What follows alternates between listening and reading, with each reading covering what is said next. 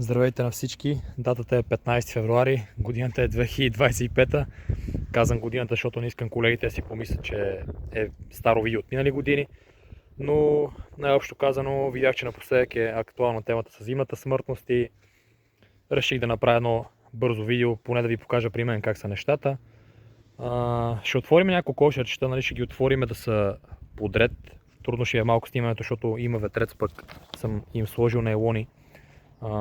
Обаче да, ще видим как ще го заснема, но главно искам да ви покажа как са моите семейства, ще ви обобщя горе-долу при мен как са за сега нещата и така. Това е първото семейство. Тая година, между другото, понеже не ги подхранвах есента, пък годината си беше доста суха миналата, предполагам при всички от вас е било също. За съжаление ми се налага да слагам питки, от години не съм ги слагал, но пък и това си е вариант. Не мисля, че е нещо толкова лошо, просто си е излишна занимавка според мен. Е по-добре да си вършим по-навреме работата. Това е едното семейство. Ще надигна леко нейлона да ви го покажа, само да не го духне вятъра. Съвремето не е толкова студено и ме погнаха, но семейството е доста добре. Виждате и втората питка. Кълбото мисля, че се вижда въпреки питките колко е голямо. При мен зимната смъртност тая година почти я няма, нали, както другите, но със сигурност може би съм една идея по-засегнат, отколкото миналите години. Самата смъртност е много малка, но един от пчелините са ми по-слаби семействата. Смъртност няма, но не са като тук, примерно това семейство е доста добро според мен. Сега ще видим вече и другите как са. Тая година съм една идея по-недоволен. Сега относно причините имам видео по въпроса. Може да го изгледате, даже може да направя ново такова видео по-подробно. Има много спорове по темата. Според мен главната причина си е акарът, като нали, обикновено много от колегите, нали, деликатна е темата, не обичат да... Повечето колеги, като чуят за акари, недоволстват, обаче наистина за мен това си основната причина. Сега, разбира се, има и други причини, пак казвам, аз имам доста по-подробно видео по въпроса, където съм ги засегнал от най-различните неща, но мисля, че това си остава най-главната причина и вече със сигурност има и други причини. Сега, като отворим другите кошерчета, ще продължим. Така, това е другото кошерче на него. Сега ще го отворим, само да ще внимавам с него да не фръкне. Ето пак може да видите, кълбото мисля, че си е достатъчно голямо. От питката малко по-трудно се вижда, но според мен стандартният пчелар ясно остава като ви семейството. Нали, може би не са най-добрите семейства, аз лично съм доволен. Да се върнем на темата от преди малко. Мисълта ми беше, че най-малкото на всеки един пчелин аз работя по един и същи начин, пък нали, резултатите са различни. Така че има си много фактори, както нали, ако трябва да бъдем реалисти, винаги си го има и фактора късмет. Аз просто бих ви казал, че поне според мен, ако си свършим добре работата, което е субективно, разбира се, но ако се махне акарът, ако семействата си има достатъчно храна за зимата, да кажем, направили сте някакво подхранване с някаква добавка, например Hive Alive, аз май преди съм казал, че използвам, нещо, което да им дигне допълнително имунитета. Мисля, че това са едни достатъчни неща, да си поддържате хубави майки, млади майки. Това са най-обобщено мисля, че това са факторите.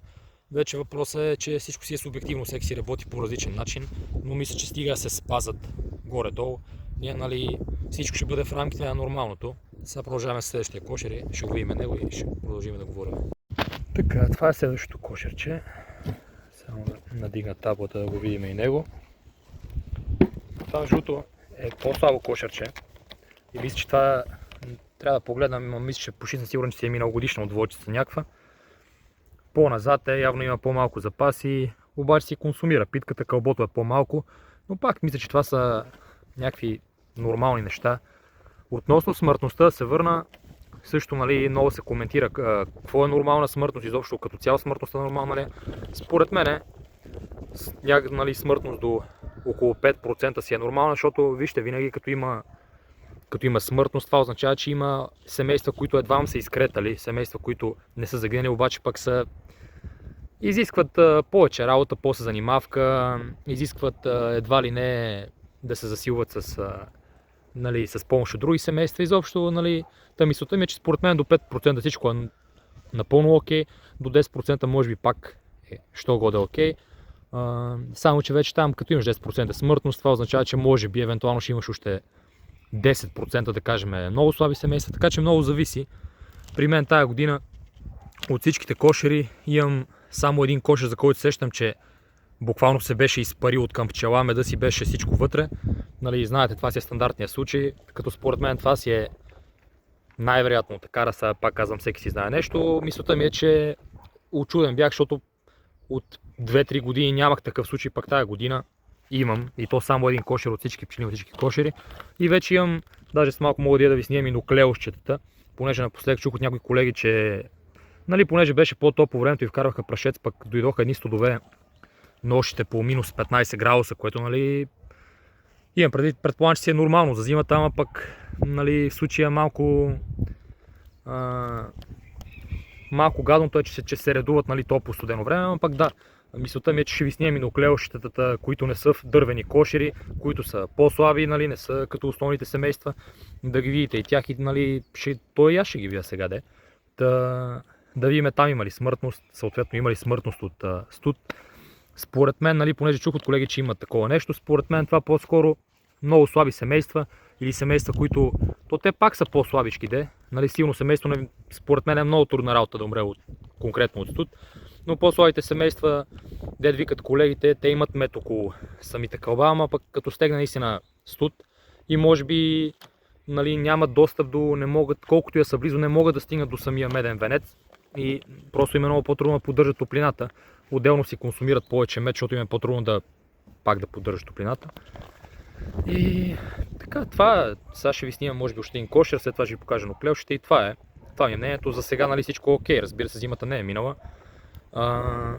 Но все пак да ви дам някакъв апдейт, какво се случва около мене.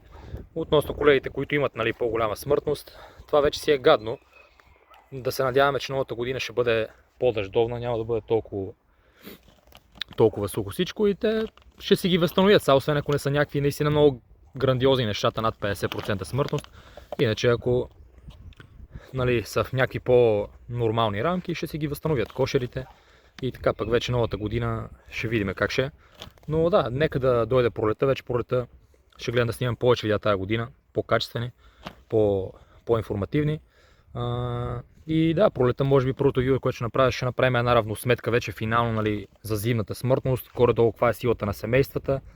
И да, сега гледам, че не искам да ги речкам семействата, само отгоре ги гледам, сега ще отворим още няколко. Така, това е следващото семейство, тук пак питчици, аз съм им нашляпал яко от тия питки, между другото някои казват, че конкретно тези марки са като захарен памук, че пчелите хапнат нещо, глътнат нищо, обаче пък аз съм доволен от тях, между другото хората, от които ги купувам алвариума, поне са ми направили впечатление, са много готини, много отзивчиви. На самата опаковка пише, че са от глюкозо-фруктозен сироп или нещо от този род, което по това поне което съм чел не е лош вариант от към зимно запасяване, но от към развитие със сигурност захарозата, захарта е по-добър вариант, ако се използва, но пък за зимата не е лош вариант. Единственото, което ми направи лошо впечатление, е, че нямат калориен енергиен състав, няма написано какви са калориите, ама аз говорех с тях и ми казаха, че са около нещо от сорта на 100 грама, 300 плюс калории, или на килограм една питка ви е примерно над 3000 калории, което се равнява на 1 кг мед поне от към енергия. Така че мисля, че също така много ги консумират. Като съм взимал други питки, които си вече от захароза, които по принцип са от по-хубави, там те с времето, ако не ги изконсумират пчелите, много стават твърди, после не ги искат изобщо там, не знам, много имам негативен опит с тях, пък те, ако не другото, поне си ги консумират. Всъщност, понеже ми пада батерията, сега ще ви, ако мога да снимам няколко от нуклеусчетата, да ги видим и тях, но общо взето мисля, че си изчерпах това, което имах да кажа. Сега ще видим, ако имам батерия, снимам и нуклеусчетата. Ето едно нуклеусче, набързо го стия, докато ми е паднала батерията. Живи са, не са умрели от студа и така. Ето още едно нуклеусче много силно. И това е живо, не е умрялото, за сега ще го видим. Това са ми нуклеусчета тук. Това ще е за това видео. Пожелавам ви късмет, колеги. Дано всичко е възможно най-добре и пролета вече с равносметката.